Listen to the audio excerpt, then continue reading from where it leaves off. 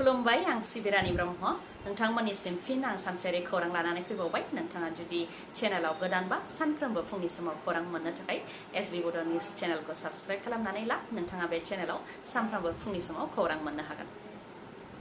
दिनै 30 जुलाइ दुलाराय बर' फरायसा आफादा दिनै उदखारि बेरेखा सान फालिगोन।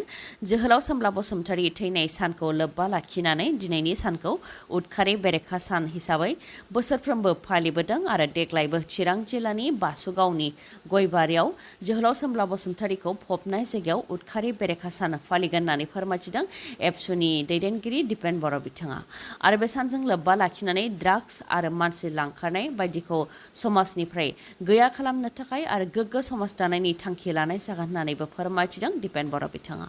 लोगोसे चिरां जिल्लायाव थानाय जोहोलाव सोमब्ला बसुमतारी आरो क'क्राझारनि आरएनबि सिभिल हस्पिटालाव चिरां जिल्ला क'क्राझार जिल्ला आरो मिरु एबसुआ 200 इउनिटनि गोबां थै दान होनो थाखाय थांखि लादों आरो मसलपुर तामुलपुर आरो उदालगुरिनि दुलाराय बर' फरायसा आफादा 100 इउनिटनि गोबां थै दान होनो थाखाय थांखि लादों जाहाथे सोरबाफोर जाब्रबथाय जायोब्ला आरो बायदिसिना बेरामाव गोग्लैनो गोनां जायोब्ला थै होनो हायो। बेनि थाखायनो बे थांखिखौ लानाय जादों होननानै फोरमायथिदों दुलाराय बर' फरायसा आफादनि गाहाय दैदेनगिरि दिपेन बर' बिथाङा। आफां आसामनि निउ बङाइगावआव 3 नंखाय हिजरा अदेबानि थामथि आथोननि सुबुंफोरखौ हमनो मोन्दों। 3 हौवाफोरा सारि फाननानै गावसोरखौ थामथि आथोननि सुबुं होननानै सिनायथि होदोंमोन आरो सुबुंफोरनिफ्राय रां खांदोंमोन। हमजानाय 3 हिजरानि मुङा फारियै फैजल हक उफ्रा मुं वेलकाम, आब्दुल मालिक शेख उफ्रा मुं सपना आरो इद्रिस आली उफ्रा मुं बिन्थो। हमजानाय 3बो गवालपारा जिल्लानि लखिमपुर जलेश्वरनि थागिबि। फोरमायथिनो गोनांदि थामथि आथोननि नङै गोबां सुबुंफोरानो थामथि आथोननि सुबुं जानानै अदेबानि नंखाय हिजराफोरा रायजोनि सरासनस्रा रायजो राजाफोरखौ गोबां हाराहास्ति खालामबोदों। बेनि अनगायैबो हिजरा जाफ्लानानै ड्राग्स फालांगिजों सोमोन्दो थानाय, सिखाव दाखायजों सोमोन्दो थानाय बायदि जाथायफोरखौ खालामबोदों। बेनि थाखायनो जायफोर दुथांफोरा हिजरा जाफ्लानानै गुवाहाटीजों लोगोसे गासै आसामनि सरासनस्रा सुबुंफोरखौ हाराहास्ति खालामबोदों बिसोरखौ एरेस्ट खालामनो थाखाय ट्रेन्सजेन्डार्स वेलफेयार बर्डनिफ्राय गोलाव समनिफ्रायनो दाबि दैखांबोदोंमोन। दा निउ बङाइगावनिफ्राय 3 नंखाय हिजराखौ हमनो हादों। सोरनि खाफालाव बबे समाव मा जायो बुंस'हाया। दिनैनि बिबायारिया हरसेनि गेजेरावनो खौथिनि बिगोमाबो जानो हागौ आरो खौथिनि बिगोमायाबो हरसेयावनो बिबायारिबो जानो हागौ। थारैनो बेबायदि जाथाया नुजाथिदों। गंसे कम्पानिनि थाखाय न' प्लास्टिक बुथुमनाय 11 आइजोफोरनि खाफालाव नांदों 10 कोटि रांनि लटारि। बे खौरांखौ मिथिहोदों केरेला लटारि डिपार्टमेन्टनिफ्राय। फोरमायथिबावनाय बायदिब्ला आइजोफोरा केरेलानिनो थागिबि। बिथांमोनहा केरेलानि मालापुरामाव थानाय गंसे कम्पानिनि थाखाय गुबुननि न' आरो फसंथानफोरनिफ्राय प्लास्टिक बुथुमोमोन आरो बिथांमोननि दान बान्थाया दानसेयाव 7,500निफ्राय लानानै 14,000 रांसिममोन। रांखावरि आंखालनि थाखाय बिथांमोननिया नखराव गोबां जेंनाफोर दंमोन, जेरै देहा फाहामथाय होनायनि जेंना, फिसाजोफोरखौ जुलि होनायनि जेंना आरो बायदि जेंनाफोर दंमोन। दा बेफोर जेंनाया लटारियाव मोननाय रांजों सुस्रां जासिगोन होननानै फोरमायथिदों आइजोफोरा। फोरमायथिबावनाय बायदिब्ला बिथांमोना सिगांनि समनिफ्रायनो जयैनो लटारिखौ लाबोदोंमोन आरो फिसा लटारिबो देरहाबोनो हादोंमोन। नाथाय बे खेबाव 250 रांनि लटारिखौ 10 आइजोफोरा जयैनो लादोंमोन, जेराव बिथांमोनहा 10 कोटि रांनि लटारि मोननो हादों आरो बे लटारिनि रांजों नखरनि जेंनाफोरा सुस्रां जागोनखौ आसा खालामो होननानै फोरमायथिदों आइजोफोरा। रायजोआव गले गले जाब्रबथायफोरा जाबाय थादों। धुबुरी जिल्लानि बिलासिपारायावबो गेदेर जाब्रबथाय जादों। गंसे 2 साखा थानाय ट्राकआ गंनै टेम्पो आरो गंसे मालगारिखौ सौख्रांनायाव 2नि जिउ खहा जादों आरो 7 गाज्रियैनो जोखोम जादों। बिलासिपारानि 17 नं राजा लामानि नयाहाट बाजाराव जादों बे गिख्रंथाव जाब्रबथाया। जाब्रबथायखौ नुनाय सुबुंफ्रा फोरमायथिनाय बायदिब्ला 2 साखा थानाय ट्राकआ गिबियाव फांसे दंफांनि दालायाव सौख्रांफैदोंमोन। बेनि उनाव गंसे गलानि खामानि मावग्राखौ सौख्रांदों, जायजों गलायाव खामानि मावग्रा सुबुंनि जिउ खहा जानो गोनां जादों। आरो बेनि उनाव गंसे टेम्पु जाय भारा बोनो थाखाय मानसि नेनानै दंमोन बेयाव सौख्रांफैदों, जायजों टेम्पु सालायग्रानि जिउ खहा जादों आरो गासै 7 गोब्राबै जोखोम जादों। जोखोम जानाय सुबुंफोरखौ उनाव फाहामथायनि थाखाय धुबुरीनि सोरखारि देहा फाहामसालियाव खायसेखौ थिसननाय जादों आरो खायसेखौ सोरखारि नङै देहा फाहामसालियाव थिसननाय जादों। जाब्रबथायजों जिउ गोमानाय 2 सुबुंनि मुङा आब्दुल आजिज आरो मुमर आली। 15 आगस्टनि सिगां अदेबानि उदांस्रि साननि सिगां आसामाव आइडि एबा बम बोखांनो हादों आसामनि तिनसुकियानि मामरानिनि थागिबि हेमन्त बरा मुंनि सासे सुबुंनि न'निफ्राय 9 केजिनि आइडि बोखांनो हादों आसाम पुलिसा। मिथिनो मोननाय बायदिब्ला हेमन्त बरानि न'आव हा सिङाव प्लास्टिकआव बोननानै फबनानै दोनदोंमोन 9 केजिनि आइडि, मोनसे डिटनेटर आरो मोनद' बेटारि। बावैसो सान सिगां दिग्बै पुलिसा सासे आलफानि लिंकमेनखौ हमदोंमोन। बे लिंकमेननिफ्रायनो सोंनाय फिननाय लानायनि उनाव बे बम फबनानै दोननायनि सोमोन्दै मिथिनो हादों। बेनि उनावनो अपारेशन खालामनानै 9 केजिनि आइडि, डिटनेटर आरो मोनद' बेटारिखौ हा सिंनिफ्राय बोखांनो हादों।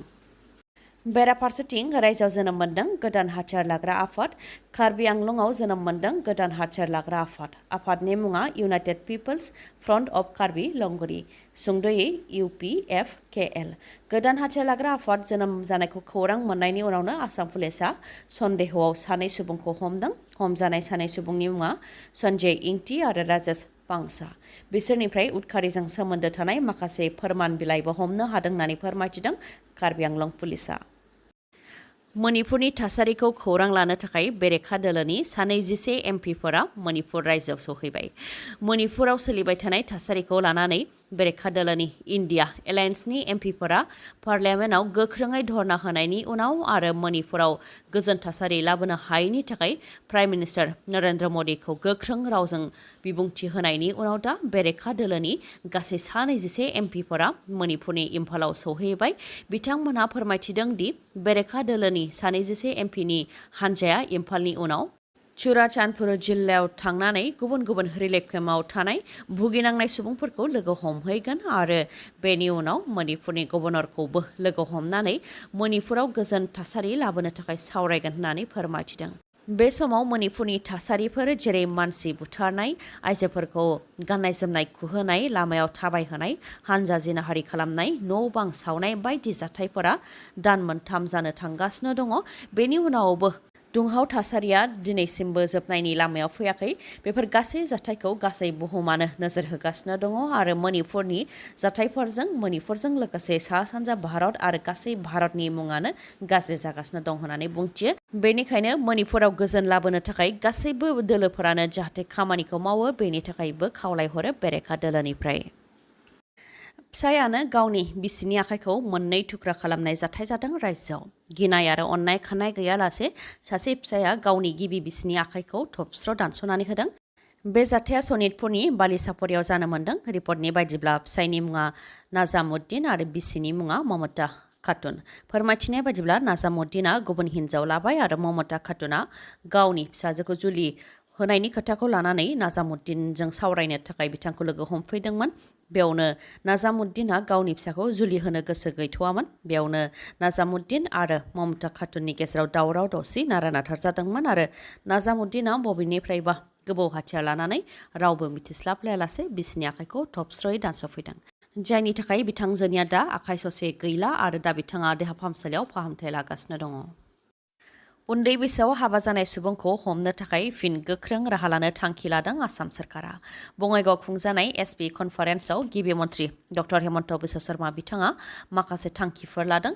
बिथाङा बुंथिदों दि उन्दै बैसोआव जुलि जानायखौ रायजोआव गैया खालामनो थाखाय फिन गोख्रों राहा लानाय जागोन।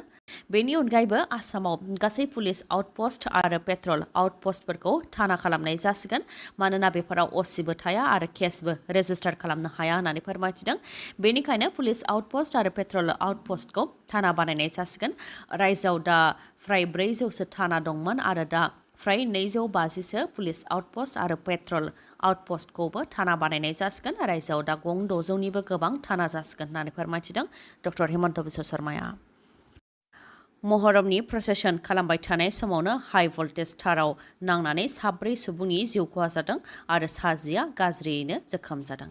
बे जाथाया झारखन्डनि बोकारो जिल्लायाव जादों। फोरमायथिनाय बायदिब्ला खेतक' होननाय गामियाव धोरोमारि हानजा सुरनाय हाबाफारि लादोंमोन, जेराव गोबां सुबुंफोरानो बाहागो लादोंमोन। बेयावनो लहानि फिरफिलाया हाइ भल्टेज 11,000 भल्ट थानाय ताराव नांदों। बेयावनो गोबां सुबुंफोरा जोखोम जानो गोनां जादों। उनाव बिथांमोनखौ देहा फाहामसालियाव थिसननाय जादोंमोन, जेराव 4 जिउ खोमानो गोनां जादों आरो 10 गाज्रियैनो जोखोम जानो गोनां जादों। खौरांखौ जोबजासे नायनायनि थाखाय गोजोन्थों। नोंथाङा जुदि खौरांखौ मोजां मोनदोंबा अननानै लाइक, कमेन्ट आरो शेयार खालामनो दाबाव। गोजोन्थों।